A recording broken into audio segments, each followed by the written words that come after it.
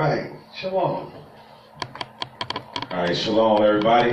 We just all right, all praises. All right, shalom, shalom to the 12 tribes of Israel, scattered to the four corners of the earth. You good on Facebook? All right, all praises. All right, thank you for tuning in today for another Wednesday class, another edition of From Milk to Meat. We have a very special and controversial class in store for you today. So, in case you didn't know, I'm Teacher Shaul from United Kingdom of Israel Congregation, Virginia. And to my right, Officer Levi. All right. Now, I wanted to do this class the other day, but I really wanted to wait for Officer Levi to get back in town. He went on a trip. Okay, all praises. But today's class is going to be titled, The Birth of Christ.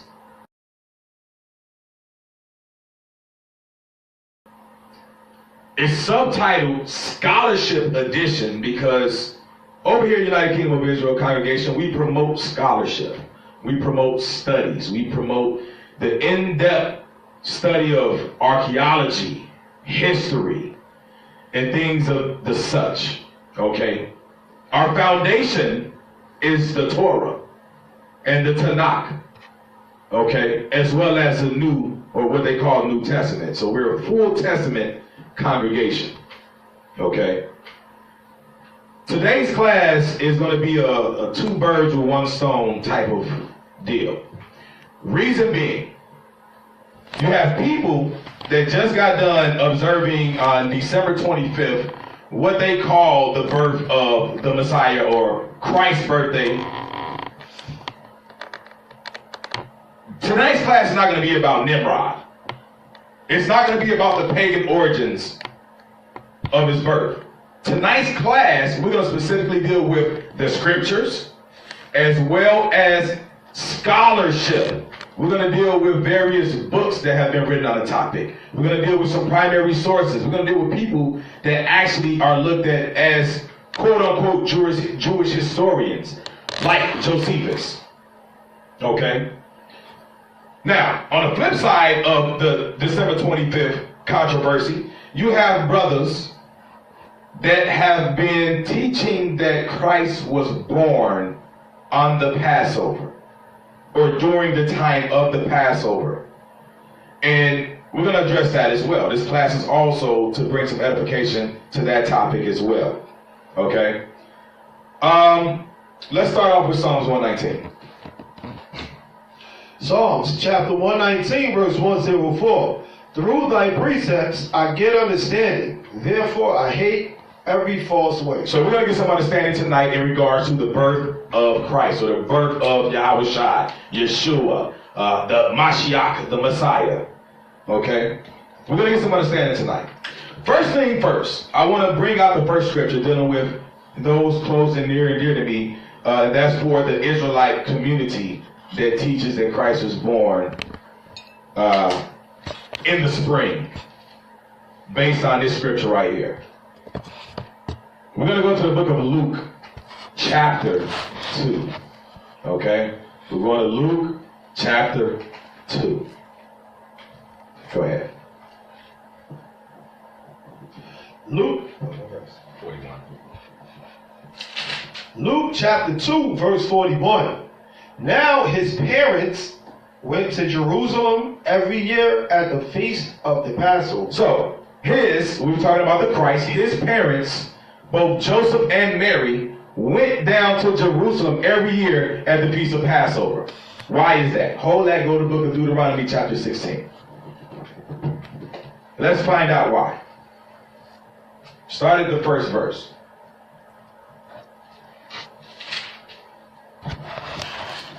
Deuteronomy chapter 16, verse 1.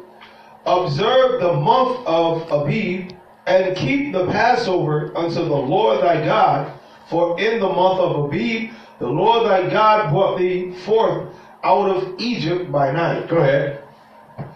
Thou shalt therefore sacrifice the Passover unto the Lord thy God of the flock and of the herd, in the place which the Lord shall choose to place his name there. That place was Jerusalem. Okay, that place that the Most High chose to place his name was Jerusalem. All right? Hold on. Go ahead. Verse 3. Thou shalt eat no leavened bread with it. 7 days shalt thou eat unleavened bread therewith, even the bread of affliction, for thou camest forth out of the land of Egypt in haste, that thou mayest remember the day when thou camest forth out of the land of Egypt all the days of thy life. So, this one instance as we read in Luke chapter 2, it was the Passover, or Feast of Unleavened Bread. Okay, you're going to go to the place where the Most High will place his name. That place was Jerusalem. Drop down to verse 16. Verse 16. Uh-huh. 3 times in a year shall all thy males appear before the Lord thy God in the place which he shall choose. Go ahead. In the feast of unleavened bread. So the Passover is one of those times. This is why they went during that time. It was the Passover, no doubt. This was commanded by the Most High. Go ahead. And in the feast of weeks. That's the Pentecost, the Feast of Weeks. Come on. And in the feast of tabernacles, and they shall not appear before the Lord empty. Okay, so go back to Luke chapter 2. Back to Luke chapter 2. Verse 41 again.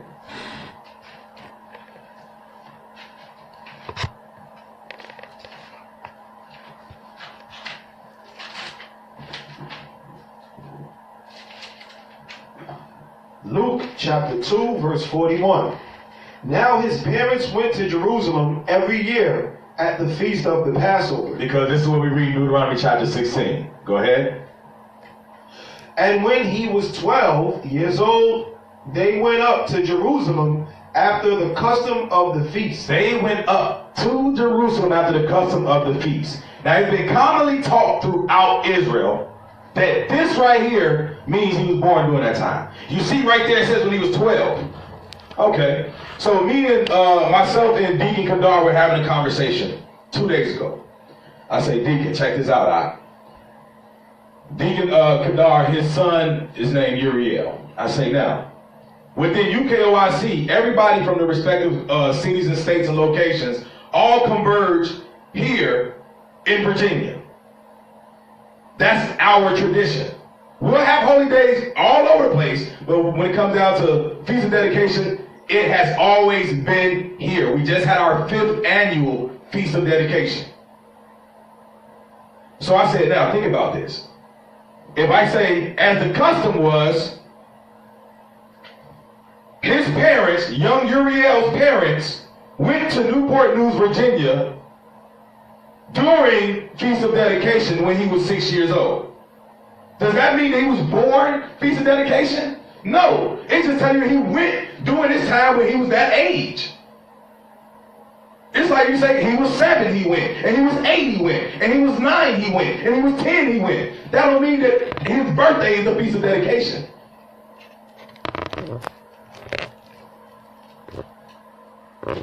There was a significant point as to why they spoke and mentioned this specific time. Because something happened this time when he was 12 that didn't happen when he was 11. That didn't happen when he was 10. That didn't happen when he was 9. We already see that they went every year. But the reason why they pointed out this year when he was 12, not because it was his birthday. It's because something specific happened. Read on. And verse 43. And when they had fulfilled the days, as they returned, the child Jesus tarried behind in Jerusalem. This year when he was 12, he lagged behind. He stayed back. He didn't do that when he was 11. This is why they call attention to what happened this specific instance. Read on. And Joseph and his mother knew not of it. But they, supposing him to have been in the company, went a day's journey. So they kept on moving because they were so deep. Because everybody, as a custom, they traveled as a group, like a convoy. We all going to Jerusalem. So everybody from their respective neighborhoods say, we're going to go together. The same way when the brothers and sisters come from Chicago, they all link up and show up. When they come from Atlanta, they link up and show up. When they come from Baltimore. The only thing is so many of them, and there's so much going on in the whole, they didn't even realize Yahriach wasn't necessarily with them, but they figured he must have been, maybe he ride in the car with the mother. Maybe he ride over there, he with them. He's still in company, but he's just not next to us physically. So they continued on. Okay, drop down to verse 40. Let me see where we at. 45. Verse 45. And when they found him not, they turned back again to Jerusalem seeking him. So when they realized he wasn't there, they said, man, we got to go back. It's like the movie Home Alone. Okay? Everybody went on this trip and they forgot they left Kevin at home. We got to go back. Read on. And it came to pass that after 3 days they found him in the temple, sitting in the midst of the doctors, both hearing them and asking them questions. He in there doing the works. Okay? This is what happened. Drop down to 48. Verse 48. And when they saw him, they were amazed. And his mother said unto him, Son, why hast thou thus dealt with us? You scared the hell out of us. Why did you do this to us? We were terrified. We didn't know where you were. Read on.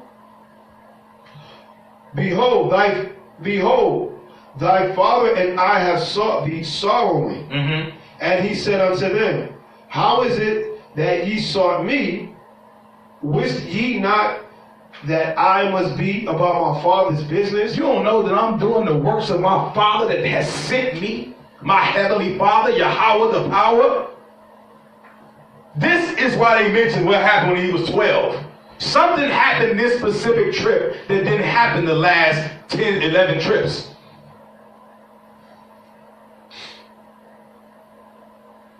It's common sense. It's mentioned that, okay, this time when they went, he was 12, okay? That didn't mean it was his birthday, though. We're going to find out today in this class. All right? So let's go to 2 Timothy chapter 2. 2 Timothy chapter 2, verse 15.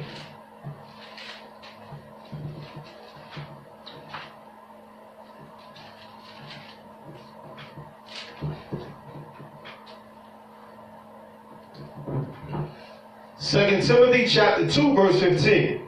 Study to shew thyself approved unto God, a workman that needeth not to be ashamed, rightly dividing the word of truth. This is what needs to take place. Stop regurgitating certain information and start studying to show yourself approved so that you can rightly divide his word. Okay? Does it matter when he was birthed? Actually, no. Okay? The day of his death was greater than the day of his birth. Scripture tells us that. Okay? But you must study to show yourself approved. So here is an excerpt here, this for edification purposes. The early church did not celebrate the birth of Christ. It wasn't until after AD 440. It wasn't until the year 440 AD. 400 some odd years way after him that the church officially proclaimed December 25th as the birth of Christ. This was not based on any religious evidence, but on a pagan feast called Saturnalia. And Saturnalia was a tradition inherited by the Roman pagans from earlier Babylonian priesthood. December 25th was used as a celebration of the birthday or the rebirth of the sun or the sun god. And it was observed near the winter solstice. Okay? So, I would like to go into reasons why Christ's birthday is definitely not December 25th, which is also going to help to show why his birthday is also not in the spring. It's not during the time of the Passover. Okay? So let's jump right in. Let's go to Luke chapter 2. Let's go back. See, Israel know how to put on their fake detective wearing the world is Carmen Sandiego hat. They know how to be Dick Tracy. They want to be SVU detectives. You can figure out what happened to Kanika, but yet you come up with all type of fallacies on when the Mashiach was born.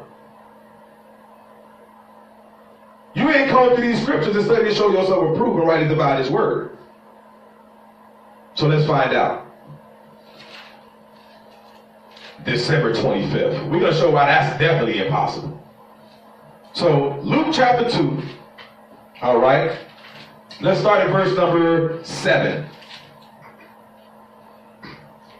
Luke chapter 2, verse 7. Uh-huh. And she brought forth her firstborn son, and wrapped him in swaddling clothes. We're talking about Mary. She brought forth the Mashiach, the Messiah. Come on. And laid him in a manger, because there was no room for them in the inn. Read on. And there were in the same country shepherds abiding in the field, keeping watch over their flock by night. Very, very key critical point. Okay, because what we do know as a fact is that the shepherds were in the field watching their flocks. They were grazing. Okay? This was at the time of the birth of the Messiah. Okay? Read on. And lo, the angel of the Lord came upon them, and the glory of the Lord shone round about them. Mm-hmm. And they were sore afraid. Read on. And the angel said unto them, Fear not, for behold, I bring you good tidings of great joy, which shall be to all people. For unto you is born this day in the city of David a Savior, which is Christ the Lord. So we're dealing with the birth of the Messiah. Okay? We're dealing with the birth of the anointed. And what we see is that at this time, according to verse 8, the shepherds were abiding in the field, keeping watch over their flock by night. Very, very important. Why? Because it is a fact. The shepherds are not out in the dead of winter with their flocks in that portion, that region of the earth. Before we got started, also Levi was just saying, it get cold over there, don't it? Yeah, very cold. Very cold. Very cold. Like, you think like, it's not, Chicago blistering cold. Right. It's still cold. You need your long johns. So, so it's still definitely very brisk out there. Okay? So, I'm getting ready to read something to you. It comes from, it's called Celebrations, and it's the complete book of American holidays. Okay? It's called the complete book of American holidays under Celebrations, right? Celebrations, the complete book of American holidays. This is from page 309. 309. Says that Luke's account suggests that Jesus may have been born in summer or early fall, since December is cold and rainy in Judea. It is likely the shepherds would have sought shelter for their flocks at night. What I want to extract from that is said that he may have been born in summer or early fall. Keep that in mind as well. But definitely not December. And again, that came from Celebrations, the complete book of American holidays, page 309. All right? What else we got here? The Interpreter's one-volume commentary. The Interpreter's one-volume commentary says this passage, Luke chapter 2, argues against the birth of Christ occurring on December 25th. Since the weather would not have permitted shepherds watching over their flocks in the fields at night. Two sources now. One being the complete Book of American Holidays, and the other one being the Interpreter's one-volume commentary. I'll give you another source. It's called The Daily Life and Times of Jesus. These are books that you can go and pick up, from eBay or me personally, when I seek out books, I like to go to Bookface, Facebook backwards, bookface.com. And you can search for books by the ISBN number, by title, and by author, and it'll pull up a list of different sites that sell the book, as well as the price ranges of each. Okay? But it's called The Daily Life in the Times of Jesus. It says that the flocks lived in the open air from the week before the Passover, meaning late March, through mid-November. It then adds that they passed the winter under cover. And from this alone, it may be seen that the traditional date for Christmas in the winter is unlikely to be right, since the gospel says that the shepherds were in the fields. What you just did a couple days ago had nothing to do with Christ. You are observing pagan tradition. You were celebrating the birth of Nimrod. You're following ancient Babylonian customs. Everything from your tree to the gifts up under it had nothing to do with the birth of Christ. Are we finished? Of course not. So again, just a quick recap. It was not the custom of the shepherds to graze their flocks any later than October-November time frame. Keep that in mind. Because remember, one of the things that we read from the complete Book of American Holidays said that Luke's account suggests that Christ would have been born sometime in summer or fall. So if we're talking not grazing flocks past November, to begin to mid-November, we're talking the fall. It's not winter yet. Keep that in mind. Still pretty warm in the fall. Exactly. Bro, we was just in 70 degrees. Right. See what I'm saying? So, my second point is that Yahweh's parents, we're going back to Luke chapter 2. I want to go up to verse 1 now. My second point is that they came to Bethlehem to register in the Roman census. That's critical as well. Read what you got. Luke chapter 2, verse 1. And it came to pass in those days that there went out a decree from Caesar Augustus that all the world should be taxed. And this taxing was first made when Cyrenius was governor of Syria. And all went to be taxed, every one into his own city. And Joseph also went up from Galilee, out of the city of Nazareth, into Judea, unto the city of David, which is called Bethlehem, because he was of the house and lineage of David, to be taxed with Mary, his espoused wife, being great with child. Now, that with the whole thing, the mandate, the Caesar Augustus, that's who issued the decree. It was Caesar Augustus that issued the decree. Okay, that's also a very critical point I want to point out. But the census was not taken in the winter. Just like we covered during Feast of Dedication in the class about the then and now. This is just a mirror image of the whole Greco-Roman era. America don't do census in the wintertime either. That's right. They got a, well, And the neighborhood walk throughout the neighborhood. Exactly. Exactly. See, this is the thing people don't weigh out. You got to understand this. It's blistering dead cold. Somebody say, well, they won't care about that. Bro, they got to do this work. Think about this. Okay? In America, the last documented census was April of 2010. So the question is now the balance between the spring or the fall.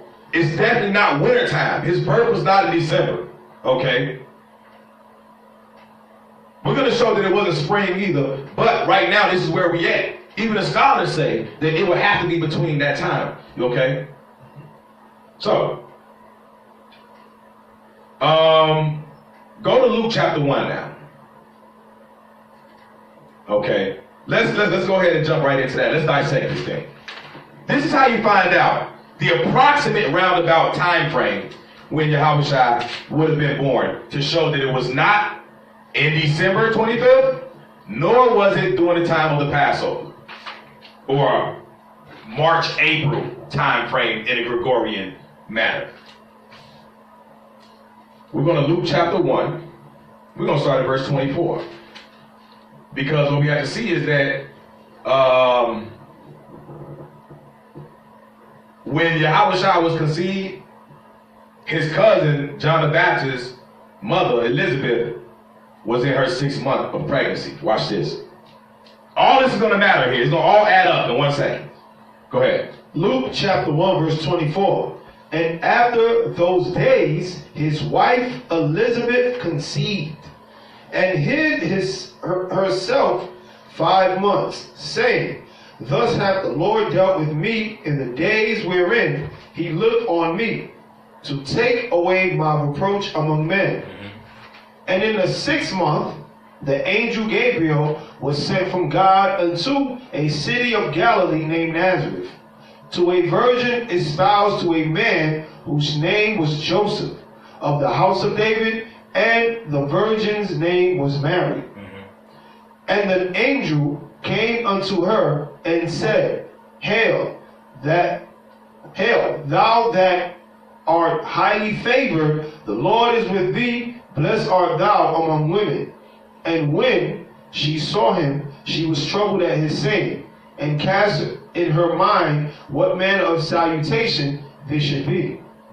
And the angel said unto her, Fear not, Mary, for thou hast found favor with God, and behold, thou shalt conceive in thy womb, and bring forth a son, and shalt call his name Jesus. So, she told she's going to bring forth a son. She's going to call his name Jesus, or Yahushua in Hebrew. But this happened in the 6th month of Elizabeth's pregnancy. All of this matters. Okay? Because remember, verse 24 saying, after those days, his wife. We're going to understand. We're talking about John the Baptist's dad, Zacharias. Okay? And we're going to understand what does it mean after those days, his wife Elizabeth conceived. All that matters. This is how we're going to pinpoint it. All right? We're going to rightly divide this word today. Okay? So we see that it was in the 6th month of pregnancy when Yahushua was there, or Jesus was conceived. Okay? The 6th month of Elizabeth's pregnancy with John the Baptist. Okay? Now, it said those days. So what I want to show is that we can determine the approximate time of the birth of Christ when we know when John the Baptist was born. Why? Because before Mary conceived, Elizabeth was already 6 months, so he's 6 months his senior. So you want to know when he was born, you have to know when he was born. And assuming that the pregnancy was full term, then you have to count 6 months after that for Yahushua to be born. Okay? So, let's see something. What's critical is, because verse 24 said, after those days, his wife. Okay, so when it comes down to Zacharias, Zacharias was a Levi. Okay? He was a priest. And the priest had certain roles and responsibilities. Okay? When it came down to maintaining the things of the temple, the sanctuary, and all that, they were on a rotation. But watch this. Go to Luke chapter 1. We're in Luke chapter 1. Go up to verse 5. Luke chapter 1, verse 5. Come on. There was in the days of Herod, the king of Judea, a certain priest. There was a certain priest, come on. Named Zacharias. That's John the Baptist's daddy. Come on. Of the course of Abia. Of the course of who? Abia. Abia. Keep that in mind. Go ahead. And his wife was of the daughters of Aaron, and her name was Elizabeth. So, again, we see it now, we understand. So John the Baptist's daddy was a priest named Zacharias of the course of Abia. So he was a priest serving in the temple during the course of Abia. What do you mean by that? Let's go to 1 Chronicles chapter 24. We coming back though. 1 Chronicles chapter 24.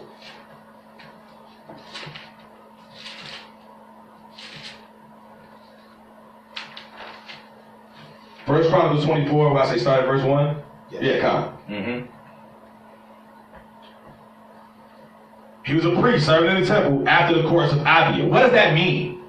See, people gloss over that. Oh, he was the course of Abia, no doubt, whatever, and keep reading. Because Pastor said that the Old Testament is done away with. But you Israelites that deal with the old and new should know better. Read. 1 Chronicles chapter 24, verse 1.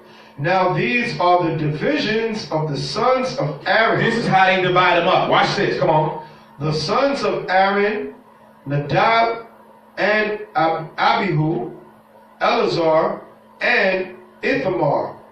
But Nadab and Abihu died before their father and had no children.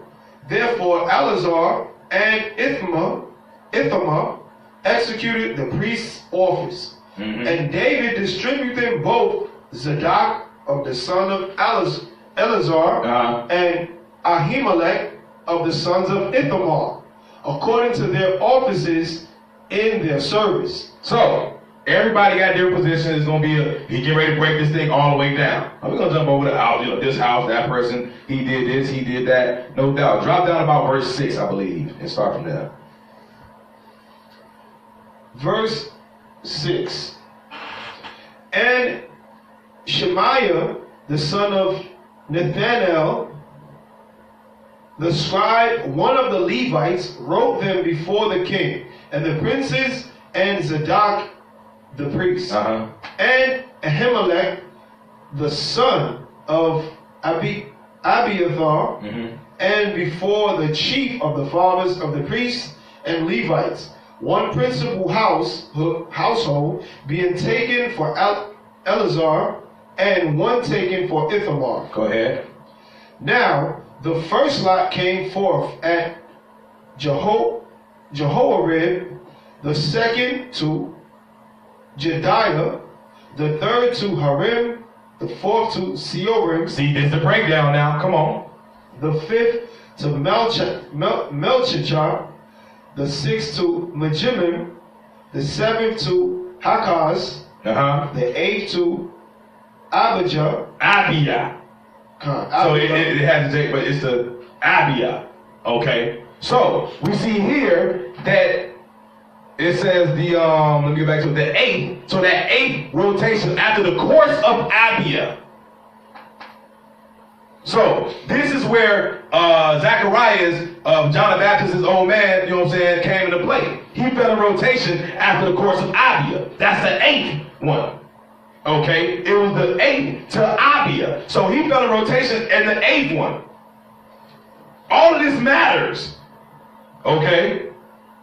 So, the cycle of, for edification purposes, the cycle of the services in the temple began on the first Shabbat of the month of Abib, or Nisan, the very first month of our calendar. When our new year began, okay, so the first Shabbat, that's when the rotation, the cycle of the service of the temple reset. Okay, so that's how I go through the whole breakdown. This person, the eighth, the this, the that, the seventh, all the way down. Okay, the 3 and 23rd, the 21, 22.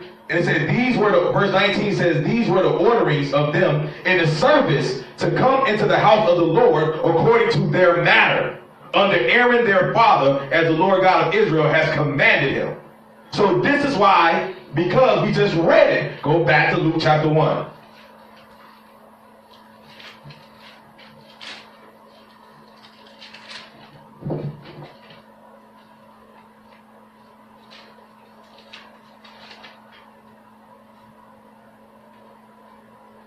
Verse 5. Luke chapter 1, verse 5. There was in the days of Herod, the king of Judea, a certain priest named Zacharias, of the course of Abia, and his wife was the daughters of Aaron, and her name was Elizabeth. So, again, here he is. Okay, he's executing the office of the priest after the course of Abia. That was the 8th slot. Okay, now, according to historians, they said the actual time of the 8th course where Zacharias served in the temple would have been about the 10th week of the year, and that would be at the beginning of the 2nd Sabbath of the month of Sivan, which comes around about May or June. That's critical. Because his rotation came around May or June, in that 8th rotation, that 8th course, that's critical. You got to remember what we just read. All right? Watch this, though. I'm going to read you something. This is from, this is the appendix from the Companion Bible. The Companion Bible. So it's scholarship edition. The Companion Bible, 1974. Appendix number 179. And this is page 200. It says, historical calculations indicate this course of service corresponded to June 13th through 19th in that year. I'll go with the rough May-June time frame. But according to the Companion Bible, they said that that course happened that year between June 13th and 19th. Which still lines up with the May-June time slot. Okay. Now,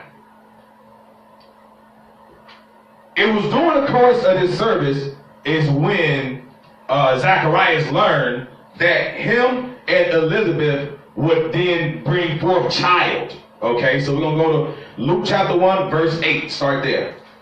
Luke chapter 1, verse 8. Come on. And it came to pass that while he executed the priest's office, but before God in the order of his course, according to the custom of the priest's office. We just read that back in First Chronicles. Come on. His lot was to burn incense when he went into the temple. That was his job, to come in there and light that frankincense and myrrh. Come on.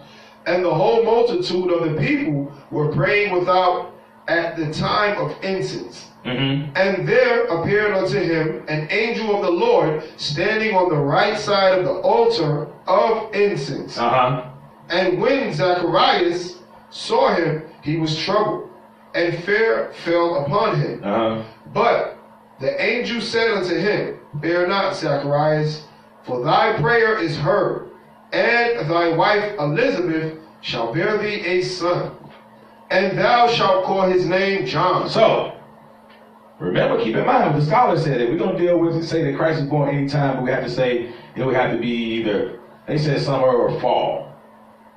Just given the conditions, it definitely wasn't in December, nor does anybody allude to it being during the Passover. I'm taking you through these scriptures right now so we can understand when it happened. Remember, let me remind you, John the Baptist is 6 months older than Christ. So, if his daddy is performing the office of the priest in May or June, after he left there, that's when Elizabeth got pregnant. Then 6 months later, Mary got pregnant. Come on now, let's do the math now. We not slow, Israel. Watch this. So, he completed the service, then he traveled back home, and Elizabeth conceived. Fast forward, jump over to verse 23. Verse 23. And it came to pass that as soon as the days of his ministration were accomplished. So as soon as he finished fulfilling his duties at the temple as a priest, which happened in June, as soon as that was over, go ahead. Okay. He departed to his own house. He went home. Come on. And after those days, his wife Elizabeth conceived. And after those days, when he got home, they made sweet loving, and she got pregnant. Then she conceived. So let's assume that happened maybe around the end of June. Middle to the end of June. She conceived. Thus, God, and hid herself 5 months, saying, Thus hath the Lord dealt with me in the days wherein he looked on me to take away my reproach among men. So we would have to think now. So all of the priesthood that year and all that, doing that 8th course after the course of Abia took place around May or June. After he finished his rotation in the temple, he went home. Then Elizabeth conceived. If you add 9 months to that, you're going to end up in around March or April. March or April time frame for John the Baptist.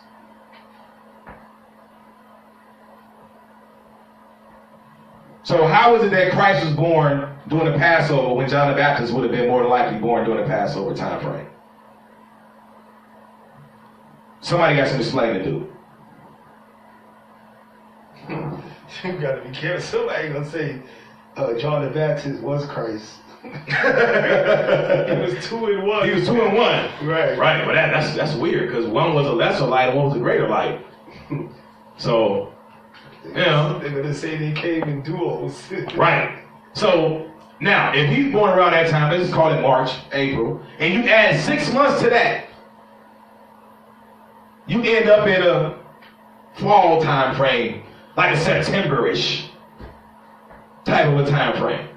Okay? I'm not going to say, what I will tell you is that it occurred in the season around. So if you think let's say September, maybe October, then you have to be already in the mindset that this took place either during trumpets or around atonement time. And scholars have their back and forth about the difference between somebody saying doing tabernacles, somebody saying no, that would be impossible because this wouldn't have been able to happen or that couldn't have happened or they couldn't have went to the temple. So the scholars are at odds around trying to pinpoint a date. I'm not here to pinpoint with, pinpoint accuracy and say this is emphatically hands down he was born on tabernacles that year or he was born on trumpets of that year. What I'm saying is he was born in that season. It wasn't spring and it wasn't winter. It's unbiblical. And there's no historical proof to back up that theory. All right? So, here's another way to do it. If you don't want to utilize John the Baptist, let's say somebody, man, that's flawed. You don't know when somebody thinking that right now. Yeah. You don't know. Nobody knows when that rotation happened. The scholars said it was June, so you roll with it because it was June because Esau said it. No, let's go a different route. See, this is what you call unbiased research. Okay, watch this. You want to know or estimate when Yahriach was born? Easy. Start from when he died and count backwards. Hey, there you go. Why do I say that? Because it was a B, it was Nisan. The 14th, it was Passover, unleavened bread, right? That's when he was put to death. Okay. So we know that happened then. That's a fact. It's inscribed, it's written down. Okay, we can see that in the book that we hold near and dear. No doubt, okay? Go to John chapter 19. John chapter 19. I'm going to show you something.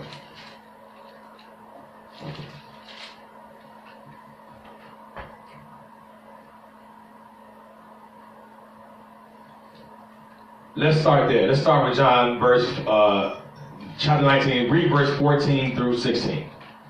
Because I don't want people to think that these are my words. I want us to read them. John chapter 19, verse 14. And it was the preparation of the Passover, and about the 6th hour, and he saith unto the Jews, Behold your king. But they cried out, Away with him, away with him, crucify him. Pilate saith unto them, Shall I crucify your king? The chief priest answered, We have no king but Caesar. Then delivered he him therefore unto them to be crucified, and they took Jesus and led him away. Okay, so it's Passover. All right. Now, go to Luke chapter 3, because my next statement I have to back up as well. We all agree that Christ started his ministry when he was 30 years old.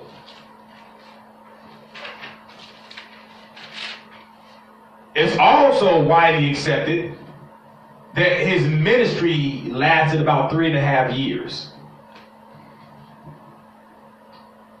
So let's get Luke chapter 3, verse 23.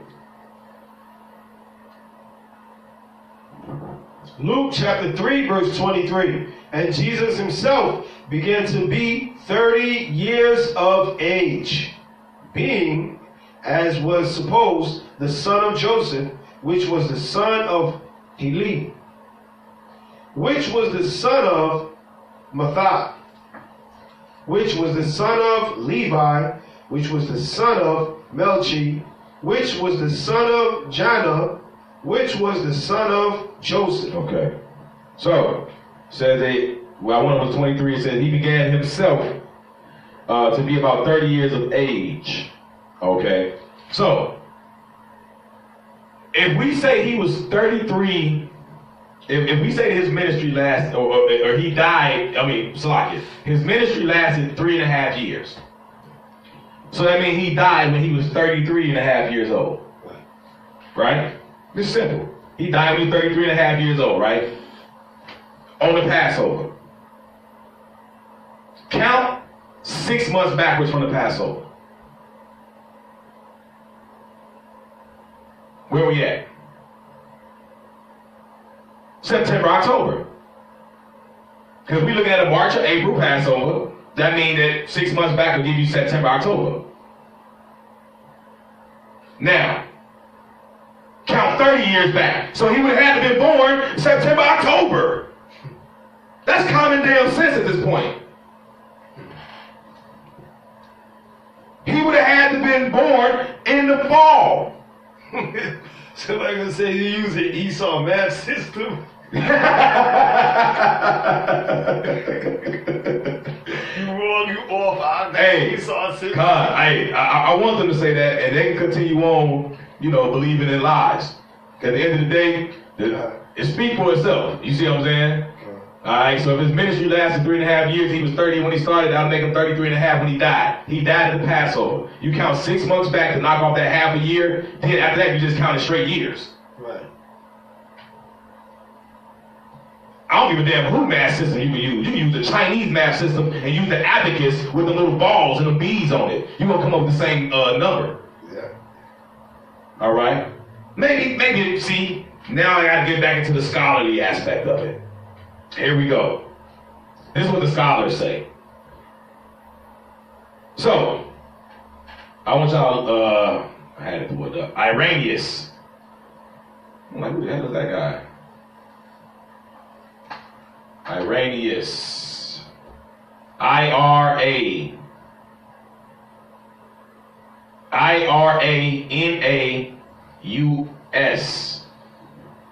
He was a bishop in Lugdunum, Gaul, which was then a part of the Roman Empire. He was born in 130 AD in Smyrna.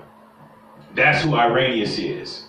So, again, he lived back 130 AD. All right, at least 300 years before they even start celebrating December 25th of the birth of Christ. Okay? So, Irenaeus was born about a century after Christ, and he notes that Christ This according to him, he says that Christ was born. See, now we're about to get specific. He says, see, you niggas is born today in y'all live today in 2017. We're talking about somebody who was actually back then. He says that Christ was born in the 41st year of the reign of Augustus. Remember I said the Caesar Augustus, that's very critical. Don't forget that. He said he was born in the 41st year of the reign of Augustus. Okay? Now, facts. Augustus began his reign in the fall of 43 BC. So, that means that Christ would have been born in the fall of 2 BC. It's simple mathematics. I don't give a damn how you count it. 43 minus 2 is 41. If Christ was born in the 41st year, because remember BC, the numbers get littler. 43, 42, 41. See what I'm saying? So, he was in the 41st year of Augustus's reign. That was the fall of 2 BC. You hit it. He was not born on the Passover, nor was he born December 25th. I ain't done yet. Eusebius. They call him the father of church history. Let's see what the father of church history got to say. Eusebius ascribes it to the 42nd year of the reign of Augustus, and then the 28th from the subjection, the 28th year from the subjection of Egypt on the death of Antony and Cleopatra. He's very specific. The 42nd year of Augustus ran from the fall of 2 BC to the fall of 1 BC. The subjugation of Egypt into the Roman Empire occurred in the fall of 30 BC. So he said it was in the 28th year from the subjugation, so that would have been 2 BC. It's simple mathematics. See, people talk about the Israelites and they think all we do is Bible thump. No. I'm a historian. At the United Kingdom of Israel congregation, this is a house of learning. It says that the subjugation of Egypt into the Roman Empire occurred in the fall of 30 BC. The 28th year extended from the fall of 3 BC to the fall of 2 BC. The only date that will meet both of these constraints will be the fall of 2 BC. Am I trying to say it was 2 BC or 1 BC? No, because I don't give a damn. What I'm trying to tell you is he was born in the fall, not the winter and not the spring. We're dealing with the birth of the Messiah. Matthew Henry. Negroes love to go to Matthew Henry. Yeah. The Matthew Henry concise commentary on the Bible. I utilize Matthew Henry a lot of times. Let's see what he had to say. See, it's a scholarship edition tonight. Matthew Henry says, "It is supposed by many that our blessed Savior was born much about the time of this holiday, Feast of Tabernacles." Why don't nobody else know that then? Then he left his mansions of light above the tabernacle among us. And then he cites John 1 and 14. So let's grab that. I want to see what Matthew Henry's talking about. He cites John 1:14. Said that the Mashiach left his mansion and that he tabernacled among us. Read what you got. John chapter 1 verse 14. "And the word was made flesh and dwelt among us, and we beheld his glory, the glory as of the only begotten of the Father, full of grace and truth." Now, the word dwell among us, the word dwell in the Greek, it means tabernacle. I can't make this stuff up. It means tabernacle in the Greek. Okay? So, the question then becomes, why would they say it was December 25th? Okay. Why? Well, according to the Encyclopedia Britannica, I miss those a little bit. When I was a child, when I used to get in trouble, I used to have to read them joints. Get some type of assignment, right? Yeah, did have to write. Yes. Write a sentence or two. That's why I'm as bright as I am, because for punishment, I had to read the Encyclopedia Britannica and do reports. Yeah. From A through Z. All right, so all praise to the Most High for discipline. Thanks, Mama Sherry down in Georgia. All praises. But why? So according to the Encyclopedia Britannica, it says that church leaders probably chose it, December 25th, to coincide with the pagan Roman festival, marking the birthday of the unconquered sun at the time of the winter solstice. This is right here in Encyclopedia. But Negroes will still go and say, no, this is about Christ's birthday. That's another weird thing. Since when do other people, not that we do birthdays, but I just got a question though. Because even Josephus says that too. But my question is, why is it that people give and receive gifts on somebody else? If that was Christ's birthday, Right. where they do that at? That's what I want to know. Where they do that at to where you can give and get gifts on somebody else's birthday, and then get mad if you don't get one on somebody else's supposed birthday. Right. So that right there just don't quite sound right to me. Right. So why wasn't the disciples doing that? They was his ace boon coons. Everywhere he went, they went. Exactly. Remember, it wasn't until 440 AD that they did start celebrating his birthday. Right. That's weird. Okay. So let's see something real quick. Let me see what, because I mentioned Josephus. Let me go. I want to quote him. I don't want to just kind of hint around at it. What did Josephus say? Okay. Josephus, against Appian, book number 2, section 26, says, nay, meaning no, indeed, the law does not permit us to make festivals at the birth of our children, and thereby afford occasion of drinking to excess. Because that what you do, that what niggas do on their birthday. They turn up. Turn up, yeah. See, Josephus said this many years ago, say the law don't permit us to do that because the Most High already know that niggas gonna get towed up. Act a fool. That's Josephus against Appian, book number 2, section 26. Okay. So, all right. So again, what else? So this is from Encyclopedia Americana. See, I don't just use one source and say, "Oh, the Britannica said that." Okay, Encyclopedia Americana says many scholars believe that this was done, meaning December 25th, in order to make Christianity more meaningful to pagan converts. Wow. What else? This is from a book by William Walsh, written in 1970. This is page number 62. The title of the book is The Story of Santa Claus. And it's spelled, Santa Claus is spelled with a K. I guess, I don't know if he was a blood or something. he like, what was his name? G Conscious? It's Conscious with a K. I don't want my homies to think I turned on him. Oh, lame. All right. The Story of Santa Claus, right, with a K. It says, given the difficulties and the desire to bring pagans into Christianity, the important fact then to get clearly into your heads is that the fixing of the date at December 25th was a compromise with paganism. So it's a compromise with paganism. Okay. Oh man, I left my book over there.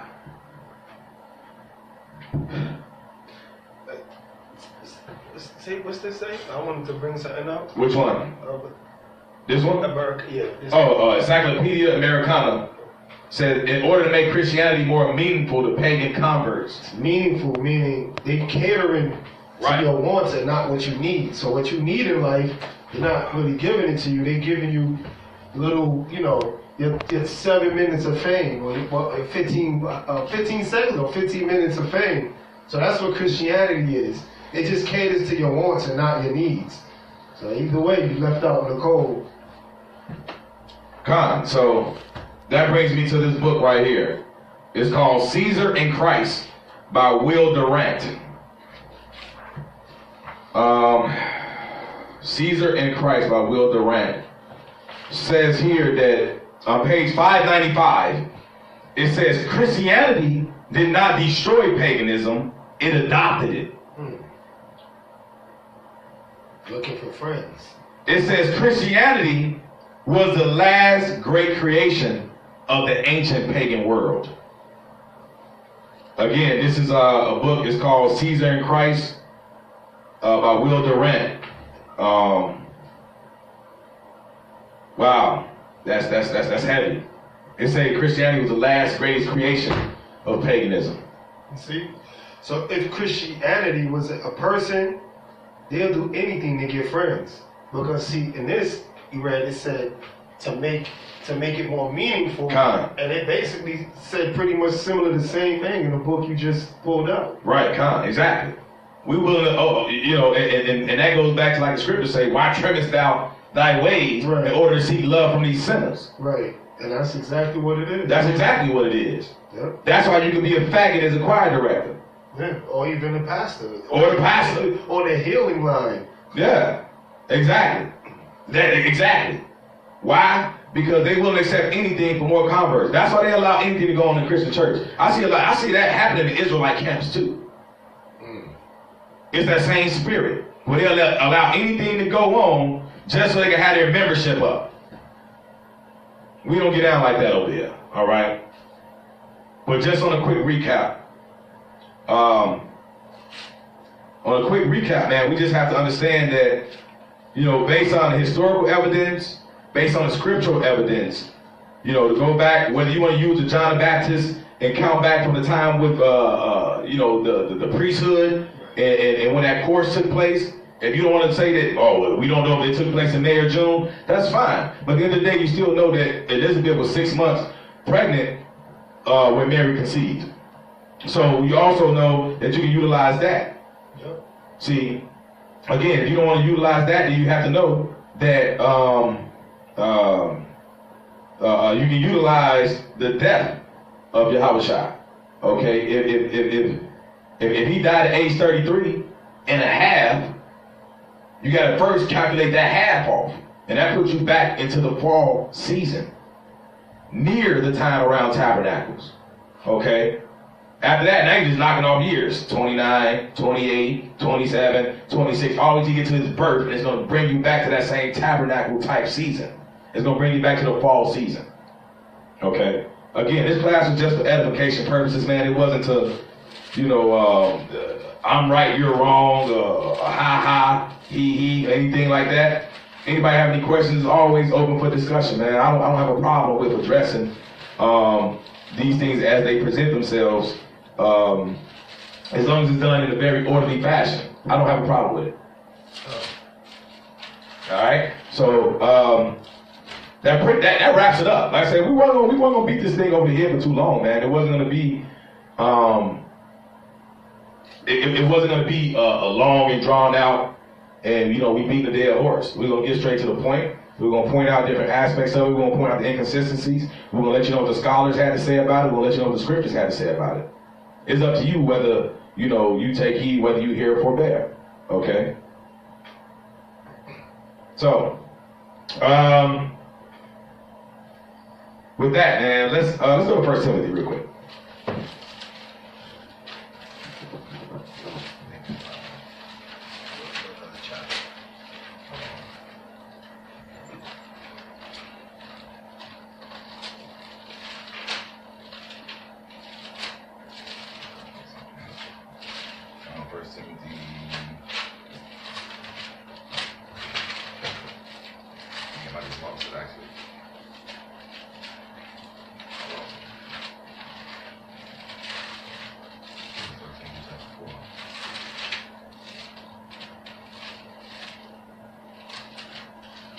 Yep.